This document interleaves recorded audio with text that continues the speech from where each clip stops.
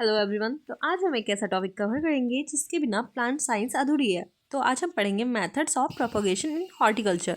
Propagation का मतलब क्या होता है? तो प्रोपोगेशन एक प्लांट से दूसरे प्लांट्स का बनना, चाहे वो बीजों से बने हो, स्टेम और ब्रांच के हिस्सों से। आज हम देखेंगे कौन सी टेक्निक यूज होती है और फार्मर, नर्सरी ओनर और स्टूडेंट्स के लिए कौन सी सबसे बेस्ट है। अगर डेफिनेशन की तो propagation is the method of increasing plant number. एक ऐसा मेथड जिससे प्लांट का नंबर डबल हो सके, ठीक है, इंक्रीज कर पाए। तो सीड से हो या काट के हो, गोल एक ही होता है कि प्लांट की लाइफ साइकिल को आगे चलाना। इसको हम अदर शब्दों में कह सकते हैं, प्रोपोगेशन का मतलब होता है मल्टीप्लाइंग प्लांट्स सेक्सुअली और वेजिटेटिवली। प्लांट प्रोपोगेशन कोई एग्रीकल्चर नहीं बल्कि जेनेटिक सेविंग टेक्नोलॉजी है। इससे हमें हाई यील्डिंग क्रॉप्स मिलते हैं, साथ ही डिजीज रेसिस्टेंस प्लांट मिलते हैं, ऑर्किड और लैंडस्केप स्टेब्लिश करना आसान हो जाता है, रेयर और एक्सोटिक प्लांट को सेव कर सकते हैं। प्रोपोगेशन दो तरह का होता है, सेक्सुअल और एसेक्सुअल। सेक्सुअल मेनली सीड से होता है, बट एसेक्सुअल जो होता है वेजिटेटिव और ट्रू टाइप सीड्स होते हैं। तो सीड प्रोपोगेशन क्या होता है? ये एक नेचुरल मेथड है जिसमें मेल फीमेल गैमेट मिलकर फर्टिलाइज करते हैं, देन उसके बाद सीड होता है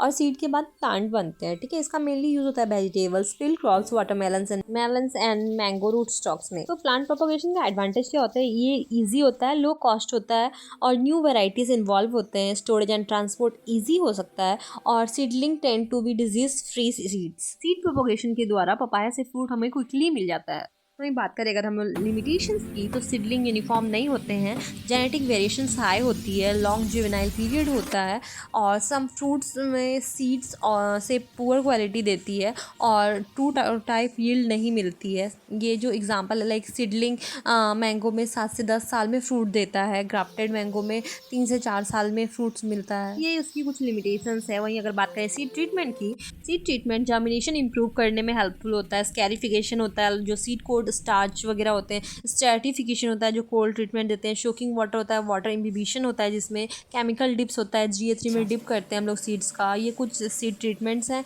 hard seed coat crops bear like ber tamarind needs स्कैरिफाइंग। बात करें सीडलिंग नर्सरी की, तो नर्सरी में बहुत सारे स्ट्रक्चर हम लोग यूज़ कर सकते हैं, like raised bed, polybags, root trainers, seed net house वगैरह। तो उसका मेनली गोल्डन रूल ये होता है ना कि सीड से हम लोग नर्सरी बनाते हैं, नर्सरी से देन ट्रांसप्लांट करते हैं। बात करें कि वेजिटेटिव प्रोपोगेशन क्या होती है, तो इस मेथड में पेरेंट प्लांट के हिस्सों से न्यू क्लोन प्लांट बनता है, एग्जैक्ट कॉपी होती है, the same fruit quality, same performance होता है, like mango, citrus, grapes, Apple, strawberry में ये मेनली यूज होता है। ये कुछ एग्जांपल्स है कटिंग्स के, जिसमें कि स्टेम और लीफ और रूट का हिस्सा कट करके रूटिंग करवाते हैं। और ये है लेयरिंग, जिसमें ब्रांच को प्लांट से अटैच रखकर सोइल को कांटेक्ट में रूट डेवलप करवाते हैं। ये है बर्डिंग, रूट स्टॉक पर ही एक ही बर्ड अटैच होती है, जिससे मतलब वो आगे जर्मिनेट करती है फर्दर। नेक्स्ट है ग्राफ्टिंग, जिसमें चियन एंड रूट स्टॉक को मिलाकर के वन प्लांट डबल एडवांटेज हम लोग ले सकते हैं। इसका मेनली एडवांटेज होता है अर्ली फ्रूटिंग देती है, ड्वार्फनेस ट्री पॉसिबल है, साथ ही रूट स्टॉक डिजीज रेसिस्टेंट होते हैं, केमिकल टॉलरेंस होता है। और ये mainly apple, peach, grapes and mango में देखे जाते हैं, यूज़ कर सकते हैं हम लोग, उसके लिए बेस्ट रहता है। अब अगर हम नेक्स्ट बात करें टिश्यू कल्चर की, तो ये मोस्ट मॉडर्न मेथड है। लैब के अंदर मिलियंस ऑफ आइडेंटिकल प्लांट्स तैयार किए जाते हैं। इनके स्टेप्स हैं, लाइक एक्सप्लांट कलेक्शन करते हैं, स्टरलाइज करते हैं, कैलस ग्रोथ करवाते हैं, फिर मल्टीप्लिकेशन होता है, फिर हार्डनिंग करते हैं, ठीक है। ये बनाना, पाइनएप्पल, पोटैटो वगैरह में कर सकते हैं।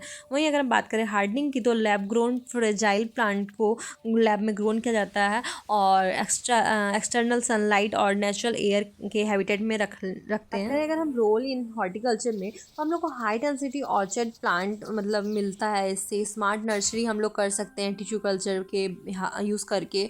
डिजर्ट फ्रूट क्रॉप्स मेंटेन किया जा सकता है बर्डिंग से। Climate smart variety multiplied by the vegetable, मतलब बहुत सारा वैरायटी हम लोग ले सकते हैं, डिजीज फ्री प्लांट मिल सकता है। तो मेनली प्रोपोगेशन एक साइंस है, एक नर्सरी स्किल्स और एक बिजनेस है। अगर आप ऑर्चर्ड लगाते हो, प्रोपोगेशन डिसाइड करता है कौन सा प्लांट सर्वाइव करेगा और कितना प्रॉफिट देगा। अगर वीडियो यूजफुल लगा हो तो वीडियो को लाइक, शेयर और शेयर करना ना भूले। साथ ही साथ हमारे चैनल को सब्सक्राइब कर ले, ताकि आप आगे भी ऐसे ही अपडेटेड रहें।